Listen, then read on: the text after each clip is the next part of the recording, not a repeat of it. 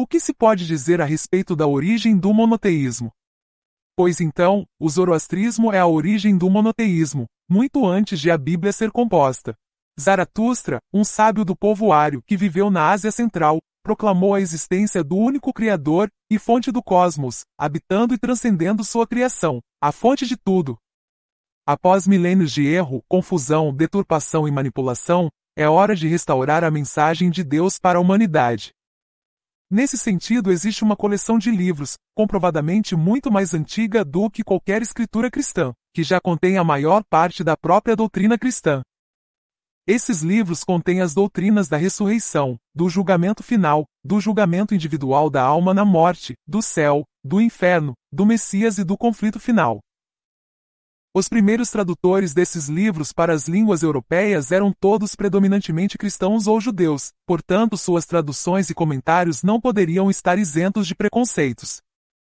De fato, pelo menos um deles, James Darmstädter, ficou tão surpreso com o que descobriu nesses livros, que postulou uma teoria que afirmava que esses livros tinham que ser pós-cristãos, pois ensinavam uma versão do cristianismo. No entanto, finalmente ele foi forçado por incontestáveis evidências linguísticas e históricas a reconhecer que ele estava equivocado. Não existe absolutamente nenhuma maneira de que esses livros, denominados Avesta, possam ter sido compostos depois de Cristo, pois eles eram conhecidos de fato citados por gregos antigos e outros, desde pelo menos o século V a.C. Além disso, Ciro, o Grande, imperador persa, provavelmente zoroastrista, é chamado de ungido de Messias, tanto quanto o próprio rei judeu Davi, e portanto, Cristo, já que Cristo significa Messias em grego. Ou seja, Ciro Grande foi escolhido por Jeová ou Yahvé, o Deus dos judeus, o que está relatado no livro de Isaías na própria Bíblia, sendo a primeira e única vez que um não-judeu é referido nesses termos na Bíblia, o que mostra a influência que os persas tiveram sobre os judeus. Assim, existem evidências substanciais de que antes desse contato com os persas, os judeus eram na verdade enoteístas, ou seja, consideravam a existência de outros deuses mas adoravam apenas um. Isso fica claro no episódio do bezerro de ouro, que os hebreus construíram e adoraram enquanto que Moisés estava a falar com Deus na montanha recebendo as tábuas dos mandamentos. Afinal, de onde surgiu aquela divindade representada por um bezerro de ouro? Que força e poder detinha essa divindade para levar os hebreus a adorá-lo, mesmo depois de tudo que o povo hebreu presenciou, como por exemplo, as pragas do Egito e a abertura do Mar Vermelho? Tudo isso não foi suficiente para convencer os hebreus a respeito do poder de seu Deus? Enfim, nenhum desses supostos milagres deve ter ocorrido de verdade, e os hebreus aceitavam a existência de mais de um Deus, só isso. Ademais, um dos mandamentos era: não terás outros deuses diante de mim, o que leva a crer no enoteísmo do povo hebreu. De qualquer forma, os hebreus ou judeus e sua religião sofreram mudanças drásticas e traumáticas durante e após o exílio ou cativeiro na Babilônia. A maioria dessas mudanças pode ser atribuída em grande parte às crenças persas, com algumas influências babilônicas. Essas crenças e práticas eram idênticas a muitas novas crenças e práticas expressas na Bíblia após o exílio. As sinagogas, por exemplo, passaram a existir como congregações locais, cuja função era exatamente igual à dos templos zoroastrianos já existentes naquela época. Ademais, a seita teológica mais dominante do judaísmo, os fariseus, sustenta a crença na ressurreição, anjos, céu, inferno e julgamento final, que não estão presentes no judaísmo antes do exílio na Babilônia. Todas essas crenças estão presentes na religião persa mais antiga, ou seja, no zoroastrismo.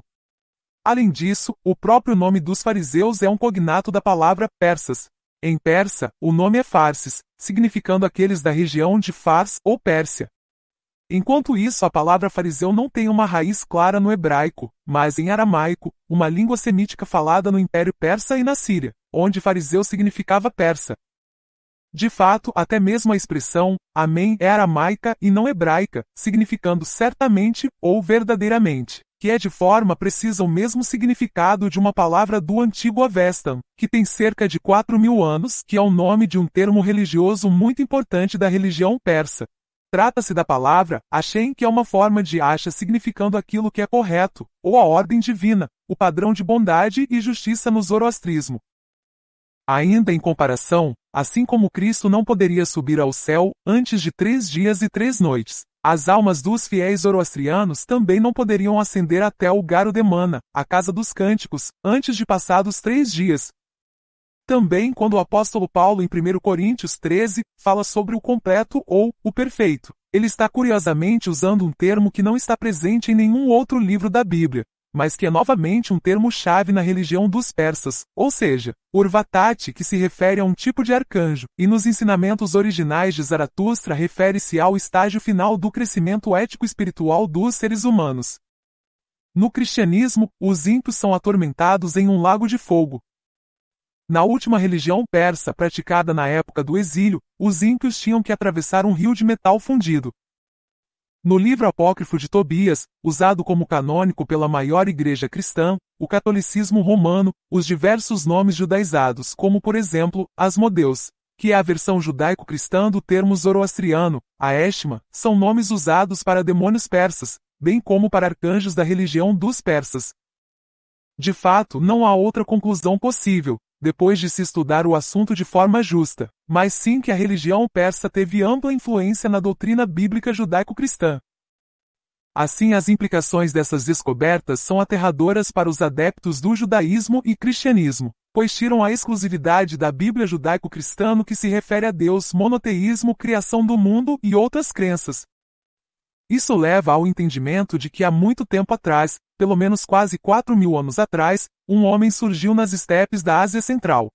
Ele surgiu entre um povo, os ários, um povo mal saído da Idade da Pedra, e em transição do nomadismo para a vida sedentária. Esse homem, Zaratustra, criou um sistema doutrinário fascinantemente simples, mas profundo, em torno de Deus, que ele afirmou ter descoberto primeiro, e depois comungado e aprovado. Esse sistema doutrinário que se espalhou como um fogo selvagem sobre a estepe, até cobrir toda uma vasta região da Ásia, do Irã até a Índia, foi de fato a primeira religião universal do homem, o primeiro monoteísmo, ou seja, o zoroastrismo, também conhecido como Mazdayasna, a religião de adoração ao Deus único, Ahura Mazda.